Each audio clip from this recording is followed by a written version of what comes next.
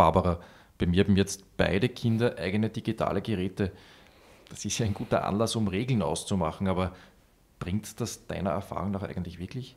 Absolut ja. Ich merke immer wieder, dass Regeln Kindern helfen, ihre Grenzen kennenzulernen. Auch wenn die Kinder solche Regeln nicht lieben, können sie recht wirkungsvoll sein, um sie vor Problemen zu beschützen. 3 Dinge sind dabei zu beachten: Die Kinder beteiligen, die Konsequenzen vereinbaren und die Regeln anpassen.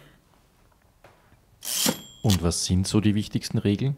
Es geht um Zeiten. Wie lange und wann dürfen Kinder online sein? Gibt es gemeinsame handyfreie Zeiten, wie zum Beispiel Mahlzeiten? Oder wo ist das Handy während der Hausaufgaben? Wer darf was? Welche Apps sind erlaubt? Was dürfen Kinder anschauen? Aber auch, ob Eltern die Geräte der Kinder kontrollieren dürfen. Zum Beispiel kann das sein, wenn du selbst Apps installieren möchtest, dann musst du auch damit einverstanden sein, dass wir uns dein Handy gemeinsam anschauen, um zu sehen, was drauf ist. Oder auch das Handy in der Nacht. Wichtig ist, dass die Kinder ungestört schlafen können. Warum also nicht in der Küche eine Ladestation für die Handys einrichten? Und so weiter und so fort. Hast du ein paar Tipps, wie man die Regeln ausmacht, damit sich die Kinder auch wirklich dran halten? Grundsätzlich machen natürlich die Eltern die Regeln, aber es ist auch notwendig, Vorschläge der Kinder zu berücksichtigen. Für die Akzeptanz von Regeln bei den Kindern ist auch entscheidend, dass es Regeln für Eltern gibt. Das kann ich nachvollziehen.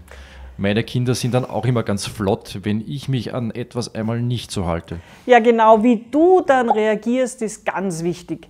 Nämlich zuzugeben, dass du eine Regel nicht eingehalten hast, aber bereit bist, die Konsequenzen zu tragen und dich nicht in Ausreden flüchtest. Von diesem Verhalten lernen deine Kinder ganz viel. Stichwort Konsequenzen, die gehören ja auch immer mit dazu. Genau, die sollten gleich mit den Regeln mit überlegt werden. In vielen Familien bewähren sich als Konsequenzen zum Beispiel zeitliche Einschränkungen, wie ein Spiel- oder Handyverbot für eine bestimmte Zeit oder vermehrt Aufgaben im Haushalt, zum Beispiel den Geschirrspüler ausräumen. Okay. Und wenn die Regeln dann einmal erstellt sind, diese auf einem Zettel schön aufschreiben und dort aufhängen, wo sie alle gut sehen können. Die Regeln sollten auch regelmäßig angepasst werden, denn die Kinder werden ja auch älter und sowohl sie als auch wir als Eltern erfahrener.